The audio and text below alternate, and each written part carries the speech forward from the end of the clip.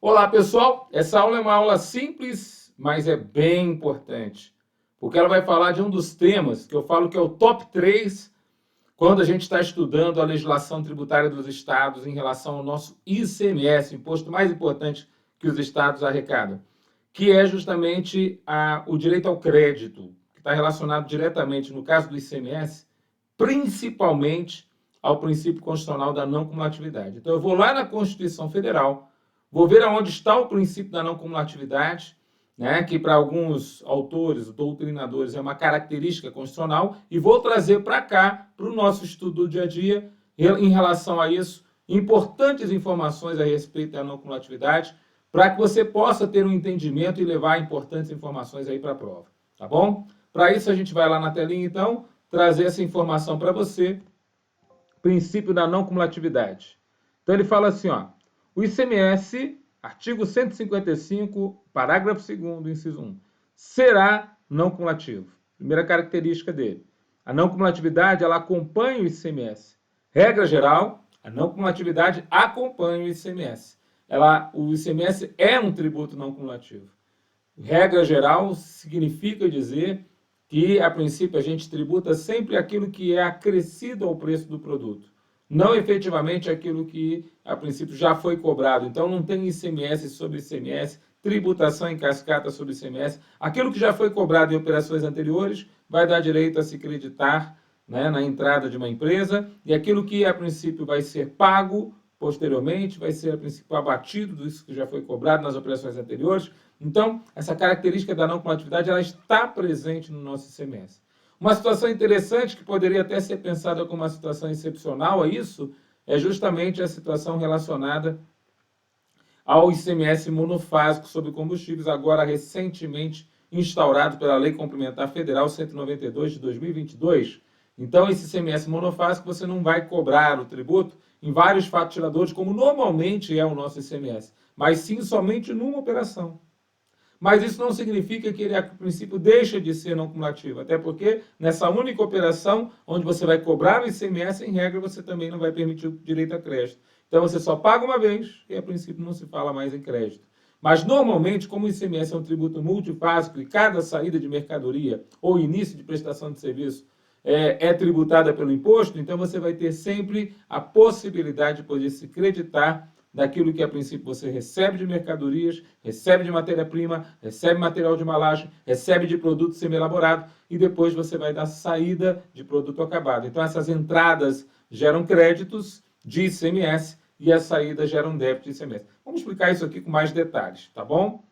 Então, ó, as duas palavras-chave que, a princípio, caracterizam a não cumulatividade quanto ao ICMS são as palavras compensando-se e montante cobrado. Vamos entender elas. Compensando-se que for devido em cada operação relativa à circulação de mercadorias ou prestação de serviços, com montante cobrado nas operações anteriores pelo mesmo Estado ou por outro Estado ou pelo Distrito Federal. O que é essa compensação? Guarda, direito ao crédito. O que é compensar? Direito a se creditar. Então é interessante que toda mercadoria que entra no estabelecimento, né, e que a princípio houve cobrança do ICMS na operação anterior, esse mesmo ICMS que foi cobrado na operação anterior vai dar direito a crédito para quem adquirir mercadoria. Por isso, muitas empresas querem receber as mercadorias com as suas notas fiscais, seja elas notas fiscais papel, notas fiscais eletrônicas, com os seus DAMPs, com o ICMS destacado, justamente para terem o direito a se creditar do imposto que foi cobrado anteriormente. Isso é uma garantia constitucional. Ou seja, o direito ao crédito do ICMS contra a não cumulatividade é uma garantia constitucional. Os contribuintes que usam desse direito ao crédito estão usando de um direito. Agora, o que é o ICMS cobrado, professor? Em regra, a doutrina fala que o ICMS cobrado não necessariamente é o ICMS que vai ser pago pelo remetente. ICMS cobrado é aquele ICMS onde houve uma nota fiscal efetivamente emitida pelo remetente e essa nota fiscal tem o destaque do ICMS.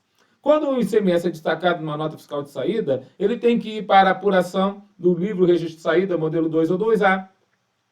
Lá do livro registro de saída você vai ter lá, então, os débitos da empresa do remetente. Isso vai lá para o RAICMS dele, o registro de apuração do ICMS.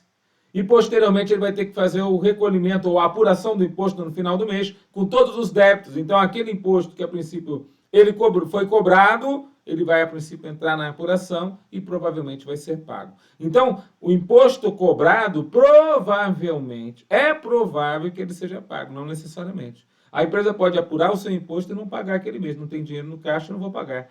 E isso não tira o direito a crédito do destinatário. Vou falar de novo. Imagine o destinatário ficar esperando que o remetente pague o seu tributo para ele poder ter direito a crédito. Seria impossível gerar o princípio da não cumulatividade, porque todos iam ficar esperando o que o remetente dele vai fazer. Não é verdade?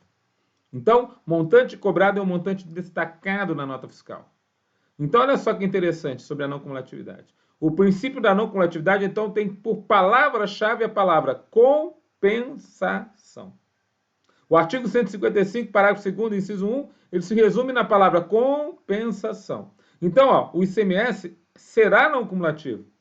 Compensa-se o que for devido em cada operação, ou seja, o débito relacionado às saídas, relativo à circulação de mercadorias ou à prestação de serviços, com montante cobrado, ou seja, destacado na nota fiscal de saída das operações anteriores, ou seja, são os créditos que você vai ter direito nas entradas, pelo mesmo Estado ou pelo Distrito Federal. Então, na verdade, olha só, quero um especial cuidado aqui. Na contabilidade, quando uma mercadoria sai, saiu estoque. Só que estoque é uma conta devedora. Então, você tem um lançamento a crédito na contabilidade, quando você, a princípio, vende mercadorias. Aqui na fiscalização é o contrário. Quando você tem na fiscalização uma saída de mercadorias, você tem um lançamento a débito no livro chamado Registro de Apuração do ICMS. Para nós, esse lançamento a débito significa uma obrigação da empresa. Ela tem que pagar aquele tributo. De novo, na contabilidade, se você der uma entrada de estoques, e estoque é uma conta devedora, é uma conta de ativo, você tem um lançamento a débito. Mas na fiscalização, o lançamento será a crédito. De novo, num outro livro muito importante chamado RAICMS, o Registro de Apuração do ICMS. Porque é um lançamento a crédito que significa um direito. O legislador, então, ele emprega as expressões débito e crédito de forma totalmente contrária, exatamente contrária ao contabilista. Dá para entender isso? Então, o legislador informa as expressões crédito para a entrada de mercadorias na contabilidade é um débito. Débito para a saída de mercadorias na contabilidade é um crédito. Então, na verdade, a gente faz exatamente o pensamento contrário, porque a gente está falando do pensamento fiscal para, a princípio, a apuração do ICMS no registro de apuração do ICMS, que é o livro mais importante de apuração, o livro modelo 9, que hoje ainda existe, mesmo não sendo mais em papel, dentro da escrituração fiscal digital ICMS-IPI, lá no sistema SPED. Então, na verdade, quando, a princípio, a empresa está dentro do SPED, Sistema Público de Escrituração Digital, ela preenche o RAICMS entre os seus livros que mensalmente ela entrega junto à EFD. Tudo bem? Bom, mas, professor, então você está dizendo para mim que entrou é crédito de ICMS, saiu é débito de ICMS. Essa apuração é justamente o princípio da não cumulatividade. O que já foi cobrado na operação anterior não vai precisar ser cobrado novamente. Então, eu vou abater, eu vou compensar o que já foi cobrado na saída seguinte. Como normalmente a gente vende uma coisa mais cara do que aquilo que a gente compra, normalmente a sua conta vai ser devedora, porque você tem mais imposto a pagar do que imposto a se creditar. Mais imposto como débito do que imposto como crédito. Você entende? Como os preços das coisas normalmente vão evoluindo, vão aumentando, né, dentro da cadeia econômica de um produto, desde sair do produtor rural até chegar ao consumidor final, passando pela indústria, pelo atacado, pelo varejo, tem muita coisa que acontece nesse caminho. Dá para entender? Entendi, professor. Muito importante isso aí que você está falando. Aqui está um exemplo numérico para a gente poder entender. Vamos imaginar, por exemplo, que uma indústria deu saída da mercadoria a R$1.000. E a entrada, na época daquela matéria-prima, foi a 700.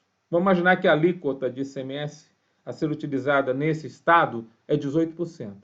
Então, o ICMS na saída, ou seja, o débito nessa empresa, vai ser 1.000 vezes 18%, R$180. E o crédito referente àquela matéria-prima vai ser 700 vezes 18%, porque é a entrada, R$126. Tudo bem? Tá certo.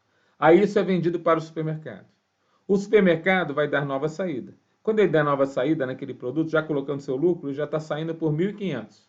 Mas entrou lá da indústria para o supermercado a 1.000. Então veja, olha o que acontece com a entrada do supermercado. Nós temos um crédito agora de 180. esse 180 é o mesmo débito que saiu lá da indústria, ou seja, a indústria, ela a princípio se debitou, ou seja, cobrou, emitiu uma nota fiscal, onde o destaque do imposto é aquele 180. Aqueles 180, quando chegam no supermercado, geram direito a crédito de ICMS. Só que o mesmo supermercado vende a 1.500. 1.500 vezes 18% é 270. Na hora do supermercado pagar o seu tributo, ele tem que pegar os 270 do débito, compensar com 180 do crédito, e sobre esses 90, ele vai fazer o recolhimento do imposto para o Estado. Então, a compensação é sempre através desse regime de débito e crédito, que é o que nós chamamos de conta corrente do ICMS. É através da conta corrente do ICMS que a gente consegue ver o regime de débito e crédito quanto ao nosso imposto. Eu quero dizer bem claramente para você, extremamente relevante o que a gente está falando aqui. Porque esse é o modus operandi que você, fiscal, vai poder fazer e verificar nas empresas. Você, contador que está assistindo a minha aula, você, advogado, tendo esse entendimento, fica muito mais fácil de você entender como é que se aplica a não cumulatividade junto ao ICMS. Veja, o que eu estou falando, essa não cumulatividade, ela é comum não somente ao ICMS. O IPI federal, PIS/COFINS não cumulativo, também tem as suas apurações de tributo. Ou seja, tributos que têm a não cumulatividade têm também a sua apuração. Tudo bem?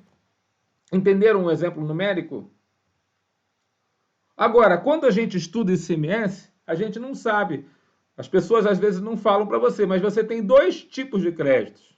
O crédito relacionado à não cumulatividade e o crédito chamado crédito presumido. São dois tipos de crédito totalmente diferentes. O nome é crédito. O nome é crédito, mas é totalmente diferente. Fala assim, totalmente diferente? Totalmente diferente. Porque um é um direito dos contribuintes. Um é um direito constitucional, que é a não cumulatividade, porque está previsto na Constituição que o nosso tributo é não cumulativo. O outro é um benefício para o contribuinte, ou seja, é uma concessão estatal. É o Estado dando algum tipo de benefício fiscal, favor fiscal, incentivo fiscal, renúncia fiscal. É o Estado concedendo algo para o contribuinte. Então não é mais uma situação que é obrigatória do Estado verificar. É uma facultatividade ao Estado verificar. Então, para um a gente vai chamar de não cumulatividade e outro eu vou chamar de crédito presumido. Então, a não cumulatividade do ICMS, nós apelidamos, né, inclusive a doutrina, a melhor doutrina que trata a respeito do ICMS, fala que estamos diante do regime de débitos e créditos. Agora, quando a gente fala de um crédito presumido do ICMS, a gente fala de um benefício fiscal, né? Então, é diferente o tratamento de um e do outro. Por exemplo, benefício fiscal, você sabe que, quanto ao ICMS, exige convênios perante o CONFAS, o Conselho Nacional de Política Fazendária. Então, os convênios com o CONFAS é que vão trazer os benefícios de ICMS na realidade no nosso tributo. Bom, e aí ele fala o seguinte, ó, a não cumulatividade, quando fala-se em imposto cobrado, nós dizemos que é um imposto que está destacado no campo específico da nota fiscal de saída do remetente. Então, eu já tinha falado sobre isso, aqui eu repito.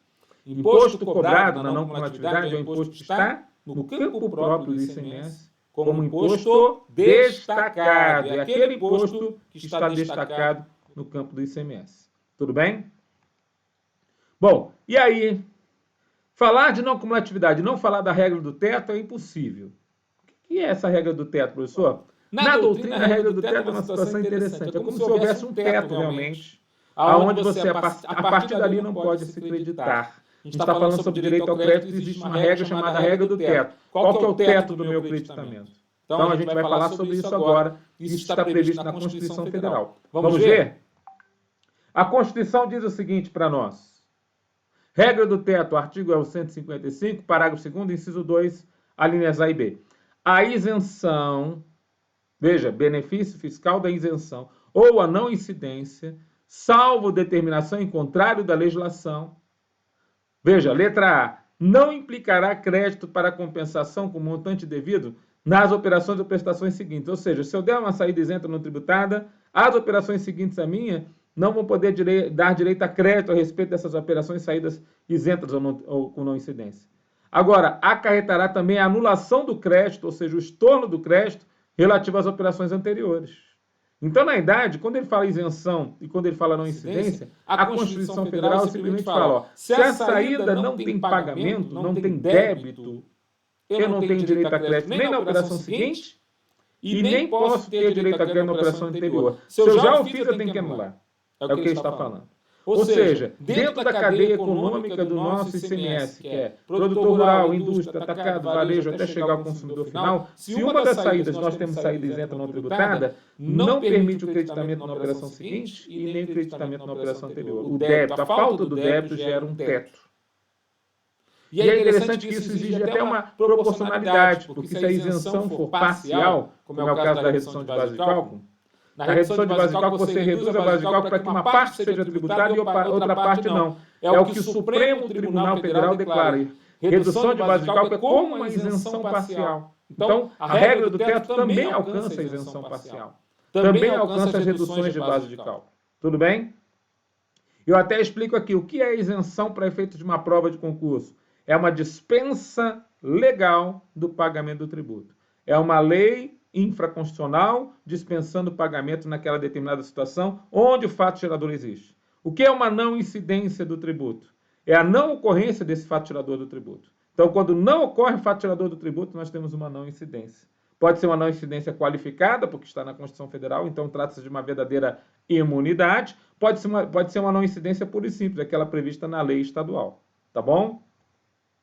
E aí eu vou mostrar alguns exemplos onde a regra do teto aparece, né? O que ocorre com os débitos nas saídas, o que eu chamo de regra do teto? É essa frase agora. Ó. O que ocorre com os débitos nas saídas interfere, ou seja, é o teto dos créditos nas entradas. Vou falar de novo. O que ocorre na saída interfere na entrada. O que ocorre na saída interfere na entrada. Então, meu querido aluno, que vai ser um futuro fiscal, você que é um contador, você que é um advogado, você tem que pensar. O que acontece na saída quanto ao ICMS interfere no direito a crédito na entrada. Tomem cuidado, veja a legislação do seu estado, como é que eles aplicam a regra do teto, porque é exatamente assim que pensa, né, o legislador constitucional quando colocou esta regra da saída isenta ou com não incidência, não dá direito a crédito nas entradas. Veja, por exemplo, entrou o tributado e saiu 100% isento. Não posso me creditar na entrada de 100%. Entrou o tributado, ou seja, pagou imposto. Saiu 50% isento. Olha só, a saída é 50% isento. Não posso me creditar de 50%. Agora, entrou o tributado e saiu 100% com não incidência. Opa, saída 100% não incidência. Não posso me creditar de 100%. Entrou o tributado, saiu 50% com não incidência. Não posso me creditar de 50%. Agora, entrou com isenção parcial, que é a redução de base de cálculo, por exemplo. Entrou 50% isento. Só posso me creditar na operação futura de 50%. Porque aqui, assim que fala, né? Se a princípio eu dou saída isenta não tributada, não dará direito a crédito na operação seguinte. Então, entrou isento 100%. Então, a empresa recebeu um produto com isenção do ICMS.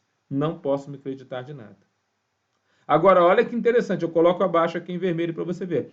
Todas essas situações acima admitem exceções. Guarda isso. Todas essas situações que nós citamos admitem exceções. O que significa isso, Tudão? Significa que mediante legislação tributária, ou seja, o decreto do governador, a lei estabelecida pela Assembleia Legislativa do Estado, poderão ser criadas exceções. A própria Lei Candir traz exceção. Quando fala de produtos agropecuários ou outros produtos que a lei estadual vem estabelecer. Ela traz exceções no artigo 20, parágrafo 6º.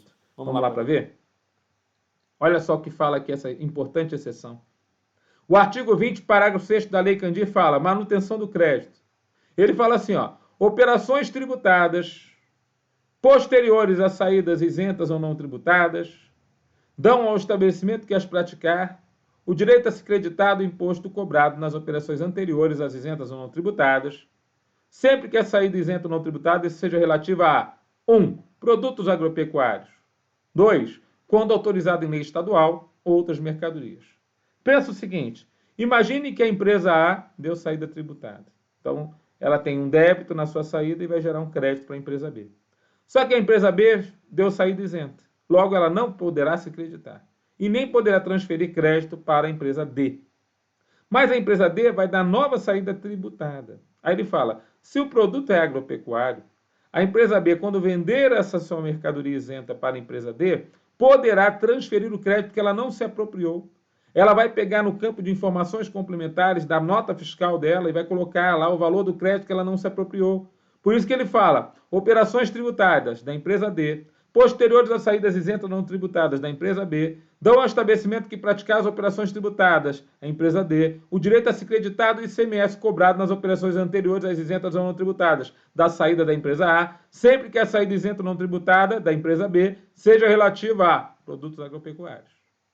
Então, você está vendo que se, a princípio, a empresa D está dando uma saída posterior a uma saída isenta não tributada com produtos agropecuários, ela terá direito a crédito aos insumos que a empresa B não se creditou. E aí isso vai ser informado no campo da nota fiscal. Lembra, a empresa B está dando saída isenta.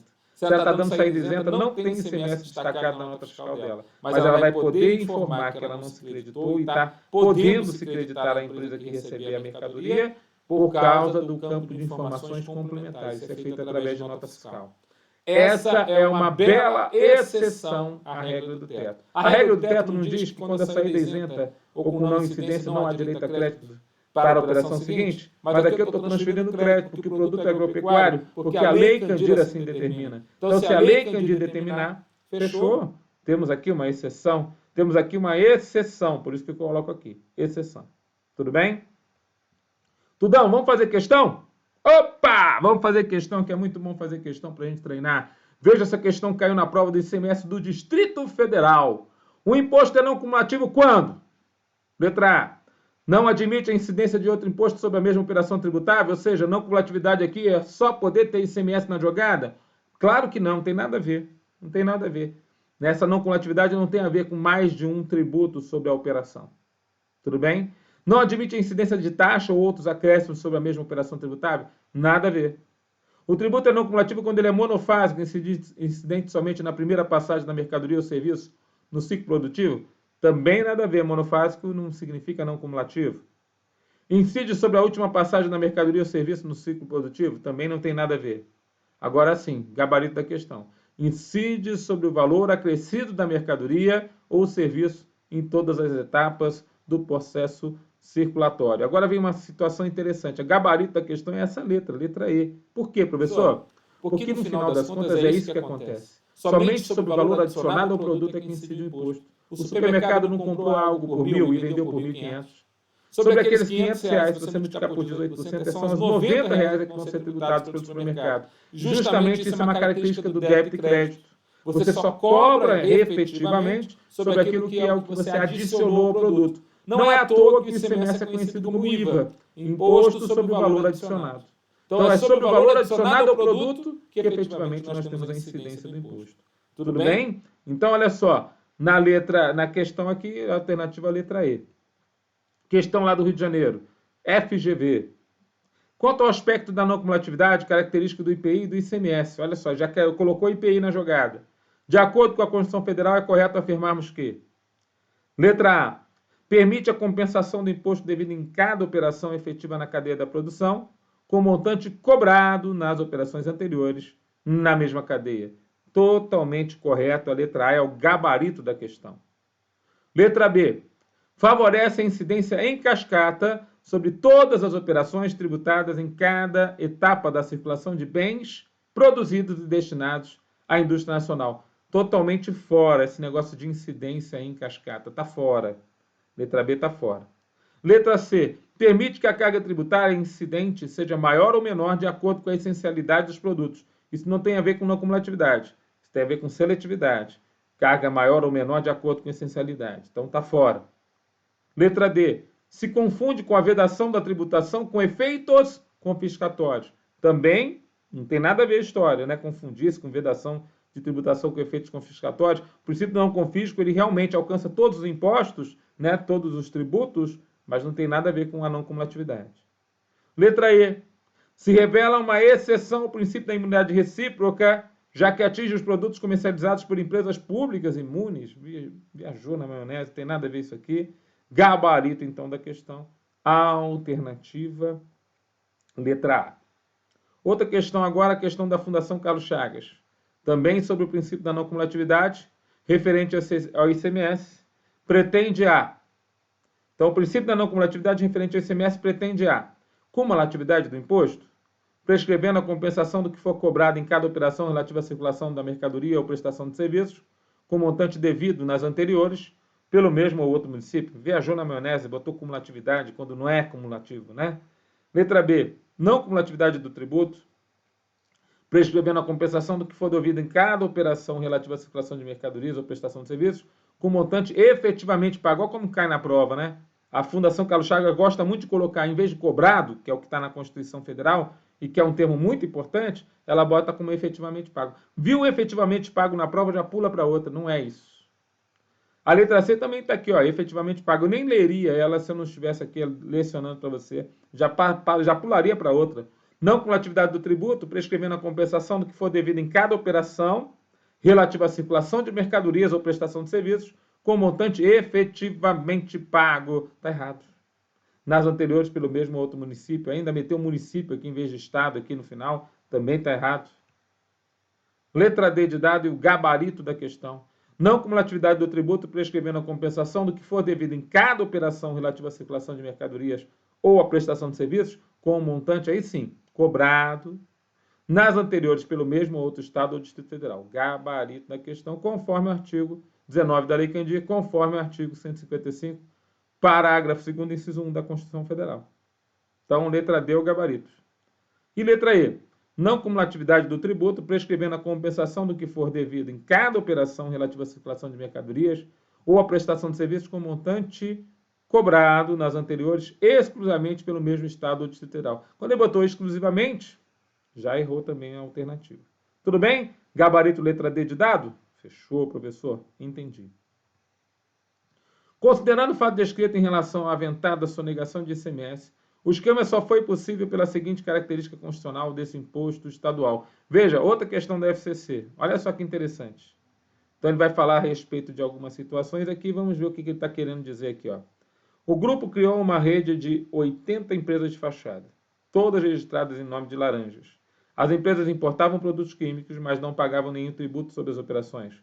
Os produtos importados eram revendidos em operações fictícias a outras empresas do grupo, espalhadas por vários estados. A partir daí, o bando revendia os produtos a seus clientes, normalmente usando empresas reais, mas sem arcar com o custo dos impostos. A quadrilha também fraudava os fiscos estaduais. Nessas operações cruzadas, acumulava créditos tributários, mesmo sem nunca recolher ICMS. Nessa outra fraude, olha só que coisa, pode ter sonegado mais de R$1 bilhão.